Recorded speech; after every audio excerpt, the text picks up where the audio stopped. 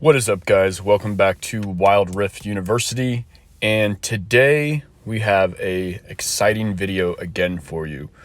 We're going to be talking about winning and losing, losers queue, winning sprees kind of, and then we're also going to kind of talk about understanding your identity kind of like as a player. So I think these things kind of go hand in hand together. If you're wanting to be a successful player and you're wanting to win and you're wanting to rank up, coming to the understanding of how winning works in the game, aka your win rate, aka your MMR, losers queue, troll games that are winnable but people give up on, and games that are just unwinnable. And then also learning the basic skills that you need in order to turn, unlikely winnable games into winnable games. And then realizing, coming back also to, is like, are you playing the champion that you should be playing? I think a lot of times there's players that I've met that are playing champions that, excuse me. So if my voice sounds a little deeper, I kind of just woke up. So it's usually deeper in the morning when I just woke up. But if you haven't watched my channel before, kind of just give you an idea about me real quick, showing you guys once again. This is me right here, current season, ranked, stats, and everything. This is where I'm at in ranked right now. I don't play a ton of ranked games. I actually this season probably have spent more time playing Legend Queue, which kind of bit me in the butt. If I just would have stuck with ranked, I probably would have hit Challenger. But now, I don't feel like putting in the work it takes to get Challenger. You got to get to 90 points or something like that. It's ridiculous. I'm at about 40 points. So, but once again, I am a jungle main, but I do play all roles, in case you haven't watched my channel before. And I'm pretty knowledgeable about the game. I've been playing League of Legends off and on since season 3 of League of Legends PC. So I do know a decent amount about the game, and there's plenty of times I've quit League of Legends, but I kept playing different types of MOBAs as well. So I understand MOBAs pretty well and how the games are supposed to be played. And I know most of the champions in the game pretty well because I've played basically almost every champion in this game at one point or other. There's a couple I haven't, but for the most part, I kind of understand how they all work. So the first thing that you kind of have to realize, so first of all, my stats, you shouldn't be aspiring for a 58. You should be aspiring for it, but for the average player, it's not going to be realistic. Okay. Anything over 50% is a good win rate in all reality. Okay. You're going to have trolls out there who tell you, no, it's not. 58% is, or even people out there who even say that my win rate's bad. Okay, but you're going to have trolls out there, people who are just, trying to make themselves feel good by making other people feel bad. Say, oh, if you don't have a 60% win rate, you're bad. Oh, if you don't have a 55% win rate, you're bad. The thing you have to realize is Riot has literally designed the game, in case you're not aware, to try and keep everybody at about a 50% win rate. If your win rate starts to get too high, the game naturally assumes that you're really good, so it puts worse people on your team, and it then matches you against better people. And the game, because you're so good, it expects you to be able to carry your team. Okay? And right away when people hear this, it's like, well, that's not fair. Why am I being punished for being good? You have to understand. So part of what I'm saying is, once you can come to peace with this and once you can understand this, part of the reason why they do this is it entices people to keep playing subconsciously. Okay? If all the best players just only got matched with other good players and they just won and won and won and won and won and won, well, they would achieve the ultimate status, which is basically Challenger or whatever you feel like that ultimate status for you is, fairly quickly. Some players now still do achieve Challenger fairly quickly. But, those are the top 1% players, basically. And it wouldn't have that drive to keep you coming like, oh, I can get it, I can get it, I can get it. So they naturally do this because it's kind of like a drug factor. It keeps you coming in, trying to get better. You get a couple win sprees. The game sees your MMR is getting too high or your win rate's getting too high. And so now it starts to change the field for you a little bit. Now you have to play against players who are have a couple good players and maybe only 2 bad players, but they have 3, really good players. And it's you and 1 other good player with 3 players like way below your rank or way low MMR or really low win rates, okay? Coming to peace with the fact that, hey, this is how the game works, it is going to help you be such a more successful player, okay? I always have like tilt problems, and it's something that I've worked on a lot, and I've become a lot better player since I've started working on it. Okay. And the main reason I would personally get tilted was because of bad teammates. Okay. I've basically always had pretty solid stats for the most part. And you can see a lot of this is all-time ranked. This is my all-time ranked. Just in full transparency. So my all-time ranked is like 52.4% win rate. And like I said, some people say that's not really good. If I'm 100% honest with you guys, like I said, I used to be a really bad tilter, really bad. There are plenty of times in the past for me, like I would get so tilted in this game that I would just start deranking on purpose, and I would just not want to play anymore.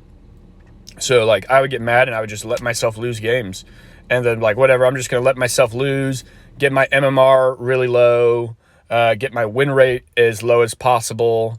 So that way the game stops putting me with or starts giving me the good players on my team to try and like fool the system. Otherwise my win rate would be bad. But that's just me being full transparency. I don't recommend doing that because in the long run, it actually doesn't help you get better. What that does is it temporarily gives you a quick boost because your natural skill level will beat those players. But then again, you're going to fall into the exact same situation you're currently in. This season that we're in right now is, well, really like this season and last season are probably the first seasons but mainly this season, where I was just like, all right, you know what? No games. We're not doing this tilting thing anymore. We're going to play for real, and we're just going to go for it. So there's the other thing you have to. So the game naturally is designed for you to only win 50% of your games. Okay, that doesn't mean you have to only win 50% of your games, but the game algorithm tries to make you do that. The next thing you have to realize is in your League of Legends games, there's probably going to be about 20 to 30% of those games, okay, that are just unwinnable. Okay, completely unwinnable. There are such things as unwinnable games, okay? Now, there is also, if you've watched some of my videos, sometimes it just takes one play that can change things, especially with the new elemental drakes. Like, if you get Elder, you could be losing hardcore, but all of a sudden you get Elder, now you're just winning fights like crazy because Elder is so strong. So we'll kind of talk about that as well. But there are a dimension of games that will be unwinnable. You will have a really bad game. Your team will have a really bad game. And people will feed so hard that it's just unwinnable. So realizing that, like, hey, the system algorithm is designed for me to only win about 50% of my games. Realistically, I'm probably going to win somewhere between, 52, 53% of those games. Okay, so I'm going to win 6 or 7 games of every 10 is what you basically have to tell yourself. 6 or 7 games of every 10. It's just how the system's naturally designed. Okay, then you have to realize, hey, I'm also going to possibly have 2 or 3, just through the natural algorithm, 2 or 3 games that are just unwinnable. So now you're winning maybe 6 or 4 of those 10 games, okay? And then you also have to realize that there's going to be games that, you have throws where, you make a bad play or you go on a losing streak, okay? And so when you calculate all those together, okay, it's probably better to do a bigger number than 10, let's say you do like 100 games, it's probably a little easier. So 50%, like, okay, well, I'm going to win 50. So maybe you win 65% or 65 out of the 100 games. And then you realize, you're also going to lose a little. So like now you got like 50 some odd games that you actually win, because you have some unwinnable games in there and some throw games in there. And then you have some losing streaks in there. So you're naturally going to probably win about like maybe 60 of your 50 games. Okay. And that's over like a long spree. Okay. Like over 100 games. So, and that's, like I said, if you're winning at about a 52%. And I feel like probably most players in this game probably are around a, 48 to 51% win rate, 52% win rate. From what I see when I just randomly play with people, I would say that's probably around where like most players are at. And a lot of times what happens is people lose sight of the big picture. They focus so much on what they're doing right now versus the long-term game. Everybody wants to rank up super fast. But if you look at it over the course of 100 games, okay, because it's a lot easier if you think about it this way. If I'm winning 52% of my games, okay, and I play 100 games, that means, I'm winning like just under 60 games, basically you're winning like, what is it, like 50, you're losing like 48. I don't have a calculator or anything in front of me right now. I'm kind of just sitting in a chair talking right now. So you're winning like mid 50 games and losing upper 40 games, okay? So that is climbing, okay? The average player is going to climb like that. And when you can accept that's how you're going to climb, it will, one, bring a peace about you and a calmness about you that's going to help you be more successful. Because if you're always focused on, I have to climb immediately, a lot of times you're, one, not really going to get better, because when you're just climbing super fast, not that you can't get better by climbing super fast, but usually it's just like a win spree that you're on. And so what happens is in League of Legends, Wild Rift, we have these win sprees. And when we have them, we get like on top of the world and we say like, oh, I'm so good. I'm the best player in the world. Nobody can stop me. I'm learning this game. And then what happens is your MMR starts to peak, your win rate starts to peak, the game algorithm starts to target you and says, okay, now we need to switch. And then everything switches. And then you go into this super negative mode because you're like, oh, now I suck, I'm terrible and everything. And you're kind of like counteracting yourself. Okay. And this comes also to like an emotional side. When you get on these super big highs about how well you're doing, your brain goes into this phase of like, oh, I'm incredible, I'm amazing. And like, you feel all this dopamine and you feel like you're this incredible player and you have such like a mental high. And then as soon as you go on a losing spree, your mental state and your identity is so caught up in being a winner that you start to get really low and you start to tear yourself down, okay? And then when you do this, you start to play worse and you start to play worse and you start to play worse. This is why it's really important. I tell a lot of my friends this. What I typically do is if I lose 2 games in a row, I take a break. I just take a break. Even if I'm the one playing well. Because like, I'll be honest, most of the time, even when I lose 2 games in a row, I usually played well. I usually still played really well, and it wasn't necessarily my fault. And I actually don't even like putting that because I'm also a very big believer in maximum responsibility in games. If you've watched some of my other videos, I've talked a lot about how, like, when you're the fed player, you actually have more responsibility to do the right things and help your teammates win than your unfed teammate, because you're the one absorbing all the gold and everything. So you actually have a larger responsibility on helping your team win. And a lot of times people also don't take time to think of like, hey, how could I have helped my team win in this situation? Okay. What could I have done differently as the strong player in order to have helped them? Like, were you flaming them in chat? Were you like spamming them with pings? Or, did you take time to send them a text like, hey man, I'm going to come try and help you in your lane. Let them push. Or, hey man, sending them messages like, hey man, don't worry. We got this game. Just fight with me. Stick together. We can do this. Let's work together. What type of things are you doing? Like, are you doing things in the game that's going to help build the confidence of your teammates?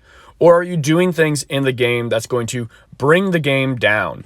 Are you saying like, oh, you suck, you died, I can't believe you gave up first blood? Or how did you lose a lane to a Vayne when you're Caitlyn? Or whatever, okay? Or how did you lose a lane to, I'm trying to think of like a really late game champion. A Kassadin when you're Ahri. When Ahri's like one of the strongest mid-game early champions and Kassadin's a late game champion, like, you should have won the lane. Yeah, Kassadin's going to scale late game, but like, you should have won the lane. So like, things like that. Are you doing things like that? Are you helping increase? Because the thing you have to realize with that 50% win rate that Riot wants people to have, and then you have to realize there's going to be about 20 or 30% of games that unfortunately are just unwinnable. But in that also, there's going to be games that can be changed. And I actually posted a video recently about how one play can change a game. And having that positive mindset, that not giving up mindset, and also like watching some of the videos that I post about teaching you how to think, you'll win games that you normally would lose just because of mindset, understanding what to do. Like, for example, if you go back and watch the game where I said go back and look at the game where it says one play can change a game. That game, the reason why I knew to flash in at that time is just because I played the game so much. I knew what was going on. I knew the damage that I could do. I knew the damage my team could do. And I knew by making that play that we would win the game. I knew that they had been doing Baron, and that by doing Baron, they all had reduced magic resist, and we had a lot of AP on our team, so it would end the game. I think I'm thinking about the right game that I posted. I might be thinking about a different game. I can't remember. You guys tell me if I'm wrong in the comments. I could be thinking about a different game. Yeah, I think I might be thinking about a different game than the one I actually posted, but it's all right. But anyways, those things are really going to help you with being a more successful player. Because like, I don't win all the time. Like here, like even just look at my match history, okay? This is just me being like fully transparent, just showing you some of my match history right here. These two games were super annoying. Man, it was, oh my God, I can't believe I lost those two games right there. But, like, I'll have games, I play bad. Like, here's a game, I played horrible this game. And see, I definitely win more than I lose, but, like, I have games where I played bad. Here's some games where my team, we lost so bad, I sold my items at the end of the game. That's, like, how bad we lost. Here's a game where I did everything I could to try and carry, but we still lost the game, and it was really frustrating. You're going to have games like this where there's nothing you can do, and unfortunately you're still going to lose. And like me, I don't let that like tear me down. I realize like, hey, this is how the game works. There's going to be games where no matter what you do, you're still going to lose. No matter how well you play, you're still going to lose as well. So like, here's another game. This game right here at the very bottom, I got absolutely destroyed this game. This was like, man, this was a bad day for me. I got off. I usually, after 2 games, but this day I was also a little tilted, so I played a 3rd game. I literally got owned 3 games in a row right here. Like, literally got owned. Like, this game, I got outplayed. This game, I got outplayed. And then this game, I got outplayed as well. Like, I just played so bad those 3 days, or that day. And I got off because I was just getting outplayed. But I said, I'm definitely not a perfect player either. And you can't have this mentality to have a perfect player, because I think what a lot of times happens also is players look at their friends' stats, their friends' rank, and they compare themselves to them. and like, oh man, I want to, be that good. And like, oh, my friends are going to judge me, whether it's like a Discord because you are in a Discord and people are really good, or maybe they look up to you and you feel like, oh, I have to stay really good. Or you feel like your friends think you're not good because you're not a certain rank or whatever. You can't think about the game that way. You have to focus on you improving as a player. This is a really broad topic, and there's a lot more that could be said onto it. But I do want to lightly talk about champion identity, because I feel like this is something that a lot of players actually don't focus on. And I don't want the video to be too long either, but I want to bring this up a little bit because I think it's really important. One thing I see a lot of players doing that's actually stopping you from winning games is you're playing champions that don't really fit like your play style identity. Okay. Now, if you just love that champion and you love playing it, that's completely fine. There's nothing wrong with that. But what you have to do is you have to learn to bring your play style in a way that's actually going to be coherent with that champion. Okay? So, a great example, okay? Karma. Trust your spirit. Karma's such an awesome champion, okay? She can fit a lot of play styles. She can fit a poke play style. She can fit a peel play style. She can fit a protect comp. She can fit an engage comp and everything like that.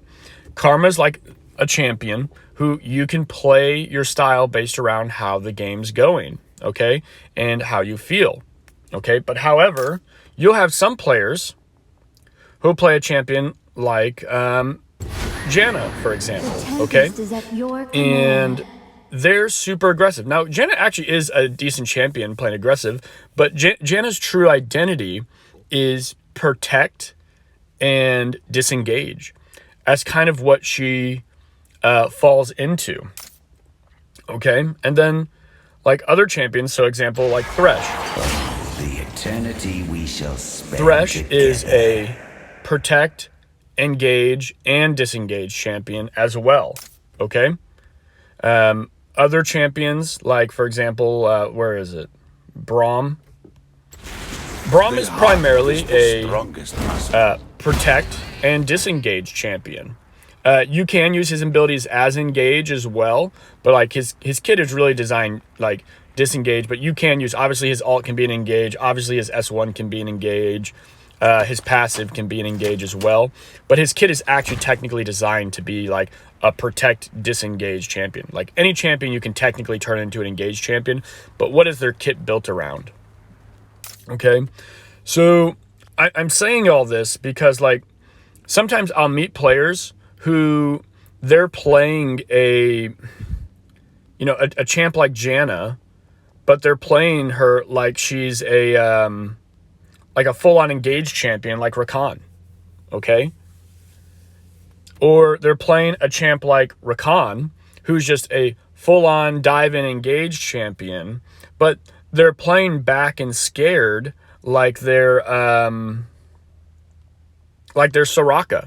Like they're afraid to go in, they're afraid to fight. They're staying back. Like if you need to take the time to look at your identity as a player, like if you're a support main, as an example, and say, how do I like to play? Because maybe even though you like that champion, if you don't want to leave that champion, then you need to maybe adapt your play style to actually fit how that champion actually works. Okay? And this actually applies even to high, like a lot of people will hear this and think like, oh, this is just low elo stuff, people who are gold or bronze or silver, maybe a couple platinums and everything. But no, I see high level grandmaster players who are playing, Rakan, they're playing Nautilus, and they refuse to be a front line for the team. They refuse to engage for the team. Understanding your champion's character and understanding like what their purpose is in a game is massive, okay? And that's not saying it's going to be the same every time. Like there might be a game where you're Nautilus and your job is to just go ham in every single fight, but there might be a game where your job is to really just stay back and try and pull the enemy off your teammate and you're playing more as a disengaged champion.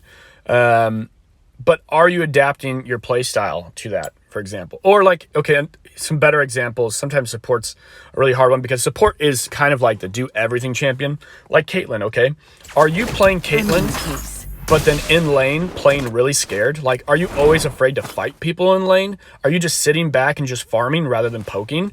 You're not playing this champion the way it's supposed to be played. Yeah, you may love Caitlyn, but you're not winning games because you're not utilizing the strongest part of her kit, that she's an early game bully. Are you playing Lucian and playing scared? Lucian is an early game bully. Are you playing, where we go here? Are you playing Tristana? She's, one of the latest game champions in the game. You got ADCs. You got Tristana, Jinx, and Vayne. Are you playing her hyper aggressive against a Draven? Well, you're going to lose because the Draven can kill you in about like 4 or 5 auto attacks, and it's going to take you like 10 to kill him. Are you playing the champion the way that it's supposed to be played? And like I said, if you love that champion, then maybe you need to learn how to adapt your play style to fit that play style. But so often I'll see people playing like these late game champions, okay? Like they're Tristana, they're going against a Draven, and they're trying to hard engage on the Draven, okay? Now, sometimes, I'm not saying that in all situations you can't do that. Obviously, there are situations you can. But, and it's sometimes, a lot of times, it depends on the type of support you have. Like, let's say you have a Tristana and, like, a Lulu. Well, then, yeah, you're going to be a pretty strong Tristana early. Because the thing that makes Tristana so weak early is usually her attack speed. And let's say it's, like, Draven and I'm trying to think of, like, a really bad support. Let's say they get like a Sona. Sona's pretty weak early, I would say. That's something you could probably use, like a Sona. Well, you might be able to win, but even that, honestly, still Draven anything early is hard, really, to be honest with you. But yeah, like, are you playing to those styles? Like Avaris, okay? Like, are you poking? Are you focusing on poking? Like, because that's when you're Avaris, that's kind of like what you need to be focused on. Ash, are you focusing on using your abilities? Misfortune, are you focusing on using your S1 to poke them? Or are you using it to, like, get minions? Like, are you playing to that champion's abilities as well? Okay? And it's the exact same thing in every single lane you go into, no matter what champion you're playing. Like if you're playing, for example, let's say you're playing like let's see here, a Katarina. A lot of players play Katarina. Violence solves so everything. Are you trying to hard engage on level 1 and like you're gonna lose as a Katarina? Anyone who has a brain knows this. They know you're gonna lose on a Katarina, especially like if you're playing Katarina into something like really strong early, like an Ari, for example, or something else like maybe like a Ziggs, for example. They're gonna poke the living daylights out of you. Or she's not really strong early, but she's good into Katarina early if the Katarina plays bad, like an Orianna. Things like that. Like range mid champions are just going to own her. A brand super strong early as well. Like how are you actually playing the champion? Are you playing the champion to its identity, or are you not playing the champion to its identity? So take some time, think about your champion. What does your champion do? And I said this kind of applies to every single role. It doesn't matter if you're playing jungle, if you're playing, an assassin jungle, a tank jungle, a bruiser jungle, a tank top, assassin top, a carry top. Those concepts that I kind of just said for like those 2 roles, like think about what your champion does. And are you playing to a style that complements your champion's abilities? Okay. Obviously, you always have to adapt in games. There might be games where you can't play to that play style. But if you're always playing the champion completely opposite, like, for example, once again, like, if it's late game and you're casting, but you're afraid to, like, fight, well, what are you doing? Like, you're completely not playing to your champion's strengths and abilities. So take some time to think about it. And if it's more so like, no, like, this is my playstyle, this is what makes me feel good, and it's not about the champion, and you're open to changing champions, because let's say you're somebody who likes to be super aggressive all the time, well, find a champion that you can be super aggressive on. Because the truth of the matter is, you're going to have more fun playing the game if you can play the game the way you want to, and you're successful in doing it, versus playing a champion that you can't be. Because, like, for example, like, once again, if you're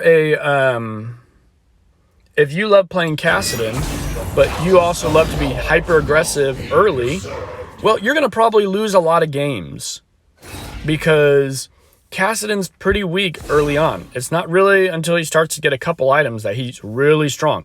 And I'm not saying Kassadin obviously will lose every single matchup early on. Obviously, there's matchups he can win early on. Obviously, he can get fed early and be fed early. I'm just talking as the general scaling of the champion and how they work, okay? But like I said, if you love that champion, you don't want to change, maybe you need to adapt your playstyle to fit it in a way, because the truth of the matter is, if you're winning, you're probably going to have more fun. And by playing the champion correctly, it's going to help you enjoy the game more. All right?